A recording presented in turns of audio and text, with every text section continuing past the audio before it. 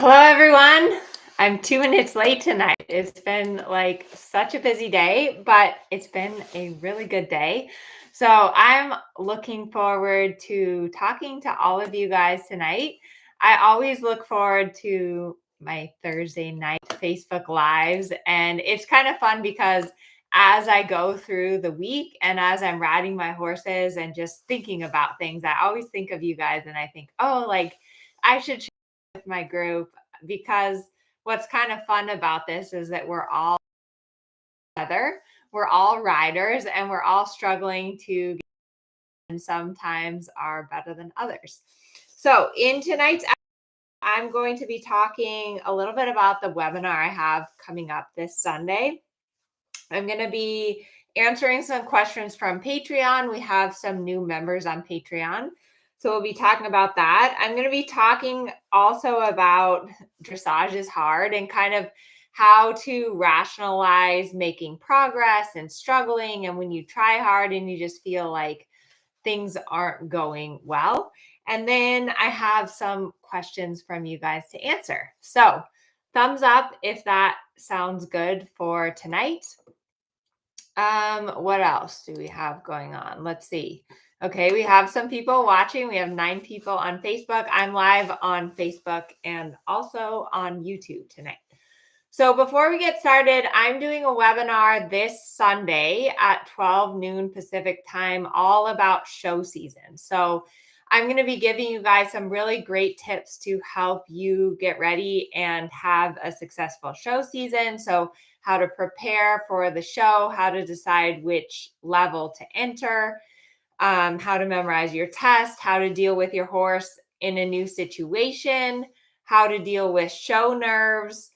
What else do you want to learn about this weekend?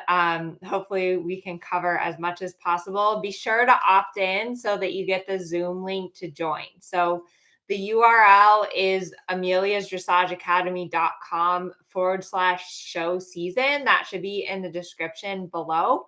If you haven't signed up yet, be sure to do that. The other thing is that we switched email platforms. So if you've missed my emails this week, be sure to check like your promotions folder or your junk mail folder. And then you're going to want to drag that email into your like star it or mark it as important so that you make sure to get the weekly emails from me. So I'm going to get started with Patreon. We have a lot of new supporters on Patreon. For those of you guys that don't know what Patreon is, it's a way to it's like a tip jar. So it's a way to leave me a little tip for all the free content that I produce. And then on Patreon, I also post a lot of behind the scenes footage. So I posted on there Natasha's freestyle, her musical freestyle. I posted some videos of just like me with my horses. And our new members this week, we have Pamela, Rebecca Young, Nicola, Nutmeg 1422, Paula, Jay Egan, Elizabeth, Debbie, Jean, Megan, Emily, Beth, and Joyce. So thank you guys for everyone that's part of Patreon. If you're interested in learning more, check the description box. It's patreon.com/Amelia Newcomb Dressage. And now for questions from our Patreon members. Gail says, can you show me videos that illustrate medium trot versus extended trot as required by third level test 1? I've read the definition in USDF. I've read the directives in the test, but I do not have any visual in my mind of what I am trying to achieve. Any tips for accomplishing the differences would also be appreciated. Thank you, Gail. So, actually, my husband and I were discussing this. What's the difference between medium and extended? The biggest difference is that in medium trot, you want your horse to stay more collected versus extended trot that they should stay uphill balance, but that their frame should get a little bit longer. So if you think about medium trot is kind of like the body stays small and the legs get bigger. But extended trot, that the frame should actually extend and then compress again. But to be honest, you guys, like at third level, I pretty much ride both medium and extended like the same. Like, I don't think when I memorize my test, I just kind of think of them both as medium trot. Maybe the extended trot, you go for it just a little bit more, but it's not like this huge difference. So that's just what I do. As far as training your eye for the difference between medium and extended, I guess it would just be you'd want to see like the frame get a little bit longer in the extended trot. So let's see. Hi, Cindy and Kim and Jackie. How are you guys all doing? Hi from Michigan. Yeah, let me know in the chat where you guys are watching from. We have Tracy from Charleston and Amanda's here. Okay, next question is from Gail again. Who did your choreography for Natasha's freestyle? So Natasha is a Grand Prix mare that I have, and I have like a really fun freestyle that I do with her. It's to piano music that we actually had composed specially for her. So we worked with a guy who did the music, and I came up with a choreography. It's really cool because in the freestyle, I do 2 tempies on a 20-meter half circle right into the 1 tempies, which is super hard. But Natasha is a smaller horse and she is so handy. And so it's really cool that she can actually do like 2 tempies on a half 20-meter circle into 1 tempies, because that is a really hard movement. Okay, next question, again from one of our Patreon supporters, Elizabeth. Hi, Amelia. I'm a training level rider, but my mare was trained to second level before I bought her. I'm trying to learn how to ask her to lengthen her stride without speeding up or falling on the forehand. A trainer suggested I cue her to lengthen by bending my knees more to bring my heels back closer to her flank, and then scooping them forward, almost like a joystick, and then bring them back when it's time to shorten the stride. I haven't been very successful. Basically, it feels like nothing happens except that my seat tips forward. And then my horse ends up on the forehand. I haven't been able to find this method of asking for a lengthening described in anything I've read. Is this really a thing? So yeah, you guys check out my YouTube channel. Last week we did a video on lengthening the trot. This week we did a video on lengthening the canter. And here's the trick to it, is that when you want to lengthen the stride, it's a little bit tricky because most horses, unless you train them, when you ask them to go more forward, they just get quicker. So the way that you actually get the stride to lengthen is a couple of things. One is that you really have to have connection. Your horse has to be really round, like hind leg, back, mouth. They have to be round over their back. The other thing is they have to be supple. So working on like being sure that you can move them laterally for a leg yield, that's going to get their back to come more up, so that when you ask for that bigger stride, that they'll actually go bigger instead of just quicker. And then the other thing is that you really, whenever you're working on a lengthening or a medium or anything like that, that you just do a few steps and come back, a few steps and come back. You teach your horse and get your horse more supple through the transition. So very rarely do I go like across the diagonal and just go like medium trot the whole diagonal.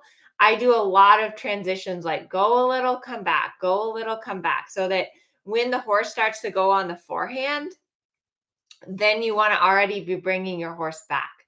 I think it's also really good to do them on a circle, like to work your medium trot on a circle line, or to work on it from like either a leg yield or a shoulder in, something lateral to help get your horse more engaged. So hopefully that helps you, Elizabeth. I think that it's just, experimenting with like going, coming back, going, coming back. Another thing that I always say to myself when I think about doing like a medium or a lengthening is I think of going like slower, bigger, slower, bigger.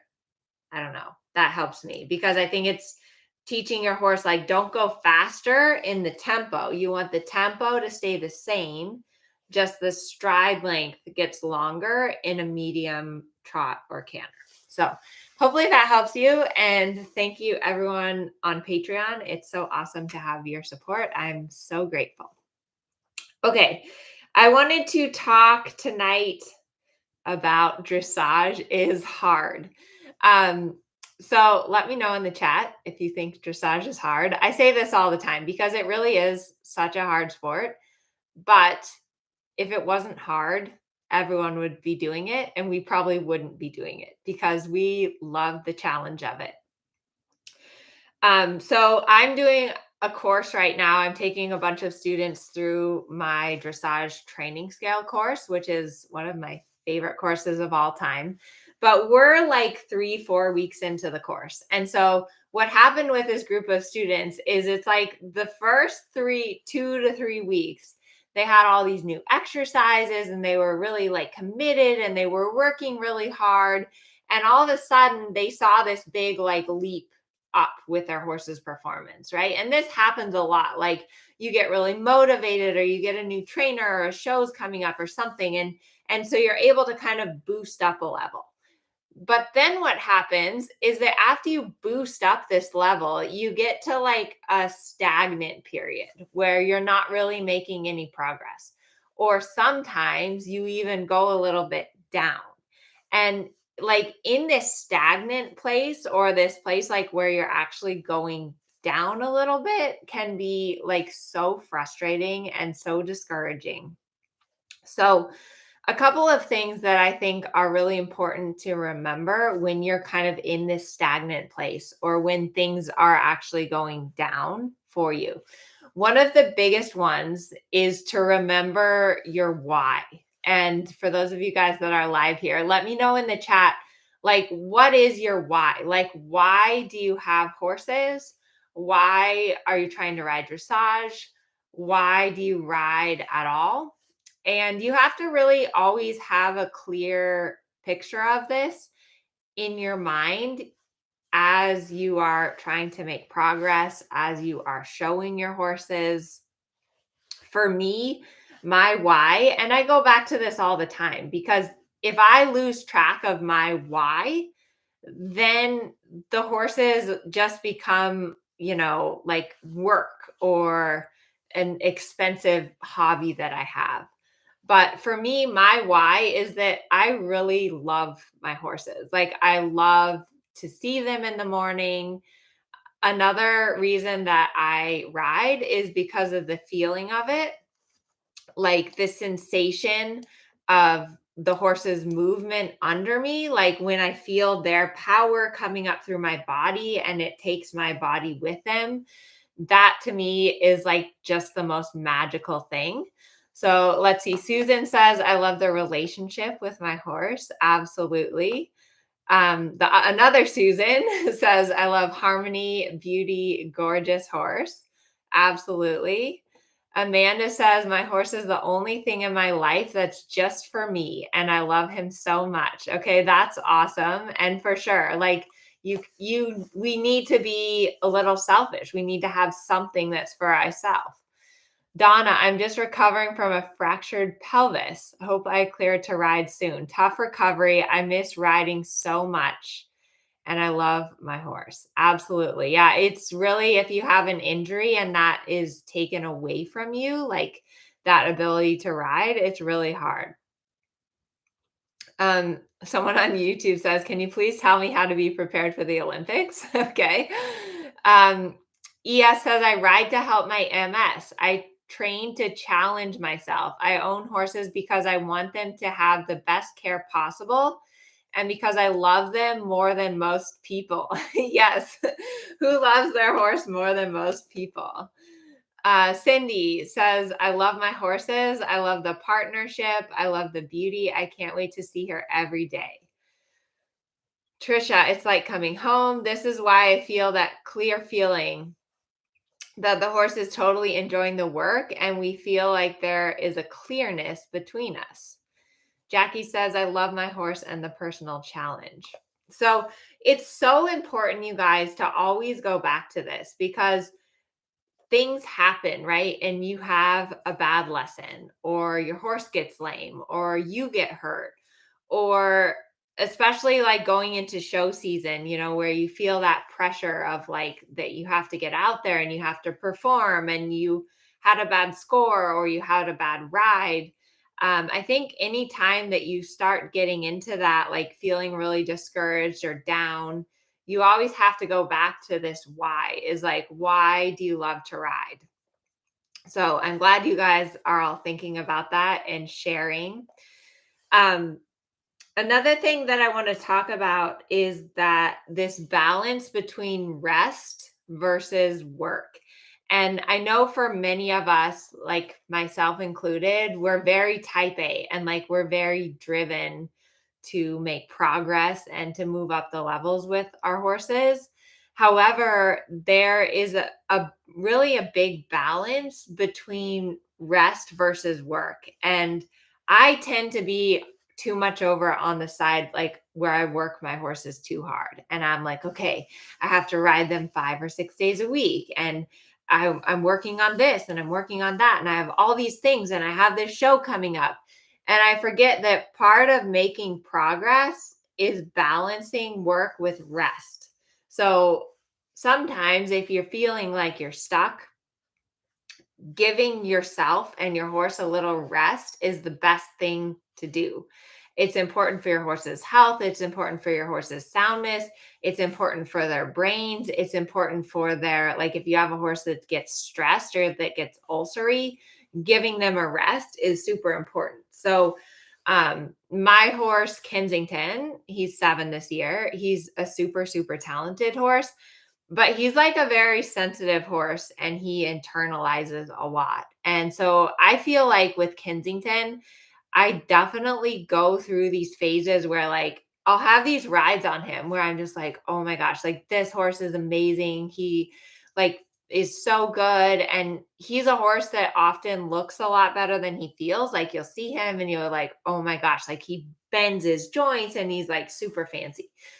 But after I have like this little up phase with him, a lot of times I feel like I stagnate or I even go backwards and I just can't get back to that feeling that I had with him. And so that's where it's really important to think about like, are you overworking your horse? What else could you do differently to teach your horse that? So a lot of times it's important to a little bit like back up and reroute. So go back, do some groundwork, find a different exercise or a different way to communicate it with your horse. Get some help from someone else or have someone else ride your horse for you a few times. But it's so important to be consistent in your riding and your training, but also to recognize that sometimes you have to back off. Sometimes you have to take a different course, and that oftentimes that will get you there faster. So there was one student that we were like in my training scale masterclass. I have a group of students that are in premium support, which has been really fun because we have twice a week Zoom calls, and these students are amazing. I mean, they've been sending 2 videos a week to us. We sit there on Zoom, we go over their videos, we go over the exercises, what we've been working on. And this particular student, she's been like trying so hard. And then she wrote in the WhatsApp group about how like she had the worst ride ever and she was just going to quit, and then the next day she realized like her horse was sore. And so, it's just important to have support, right? And guidance to know like, okay, I need to back off a little, or maybe something else is going on with your horse. And for sure, I think that that's one of the most difficult parts of training is that your horse can't talk to you. So your horse can't tell you like, "Hey, I have ulcers and when you ride me for 45 minutes, the acid is flushing around in my stomach and it's really uncomfortable and it hurts."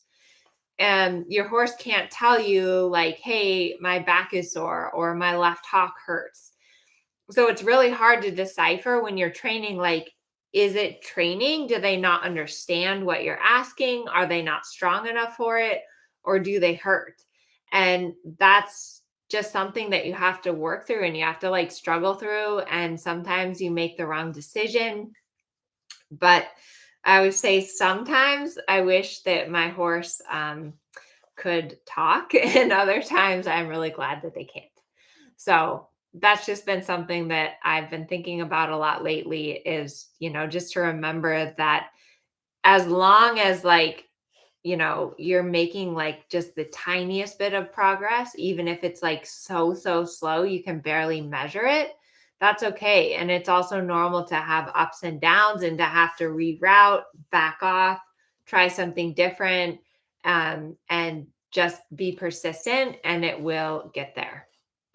So, yeah, Barbara says, how about a trail ride? Break for peace of mind. Yeah, I love doing that, taking my horse on the trail or putting in some cavalettis or, just giving him the weekend off or doing groundwork. I'm a big fan of groundwork. So, okay, a couple more questions. Let me know in the chat if you're here live, if you're coming to my webinar on Sunday about show prep. I have some really good slides to show you guys. And we also, for people that show up live, we have a special little prize, a PDF to help you guys get ready for show season. I know that not everyone is showing this season, but you can still come to the webinar because I think you can still learn a lot. And I have some tips for people that aren't showing. But even if you're not showing, practicing the test, learning what the judge is looking for can be super helpful.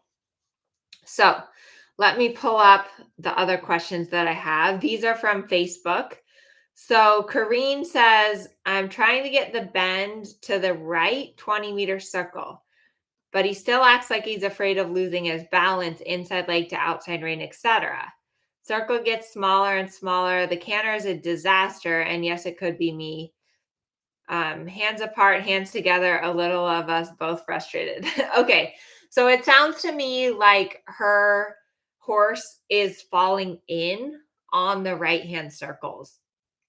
And the faster you go, the worse it gets. So if your horse falls in a little bit in the trot, it's going to be even worse in the canter. So again, I always think that groundwork is super, super important. I like to teach my horse to bend from the ground. I like to teach my horse to yield from the ground. So teaching your horse to bend to the right from the ground, teaching your horse to yield off your right leg or do like a little bit of a leg yield off the right side is a really good place to start. And then, like say that you're trotting and you can kind of get it good in the trot. Try a little canter. When it falls apart, go back to the trot and fix it. Like I say that all the time. It's always easier to fix things in the trot than it is in the canter. So try a little canter, go back to the trot, move your horse off the inside leg. Okay, Cassie, are you showing in Temecula next weekend? I saw that you were in my pony's second level class in the last show, but I missed your ride. I still haven't gotten the nerve to come up and say hi, but I've been a longtime follower and fan. So yes, I am going to the show next weekend.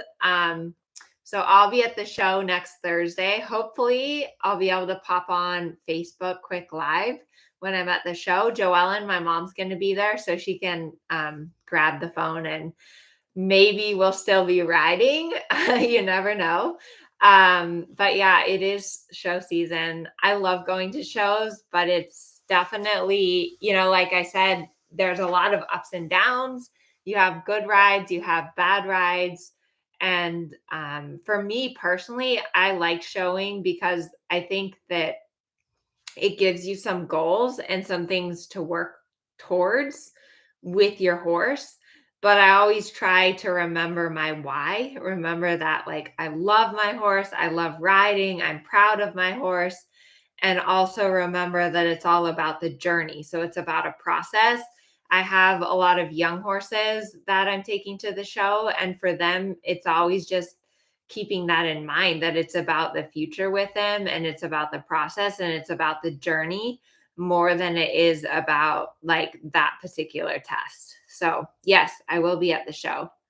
I don't know if you can hear Levi in the background, but he's like snoring. Levi, say hi. Say hi to everyone on Facebook. He doesn't understand. Levi is like the best dog ever. He is such a good dog at the barn. He just like goes from the tack room, follows me to the arena, goes back to the tack room.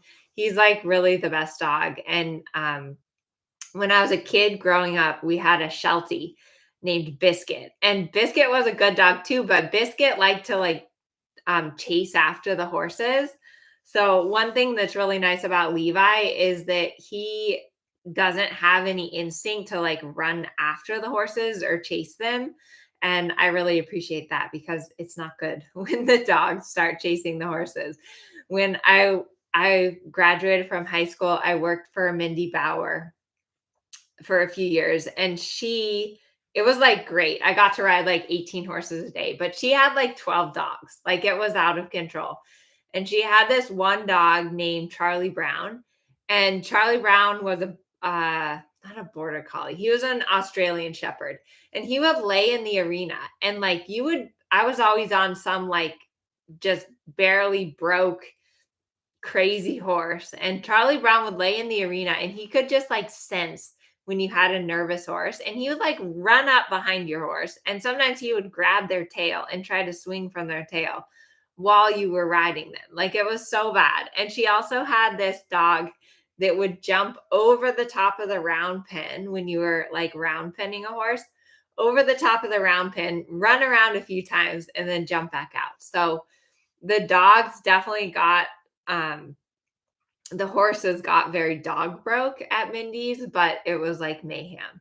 So Levi is oh Cynthia, you remember Charlie Brown. That's so funny.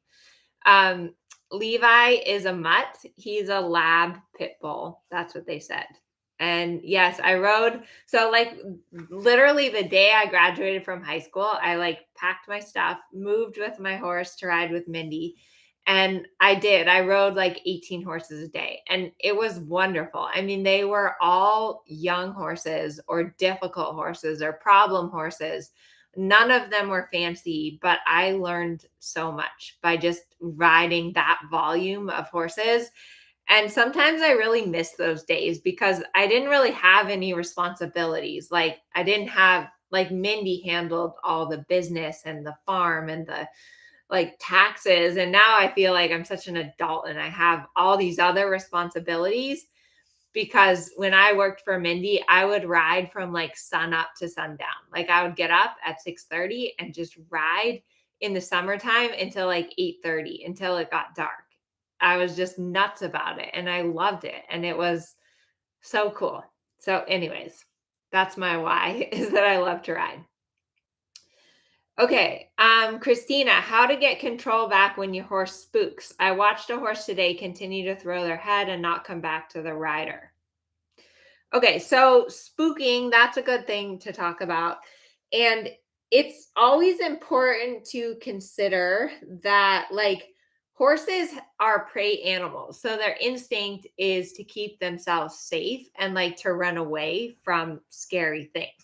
So you're never going to take that instinct completely out of a horse because that's just in them.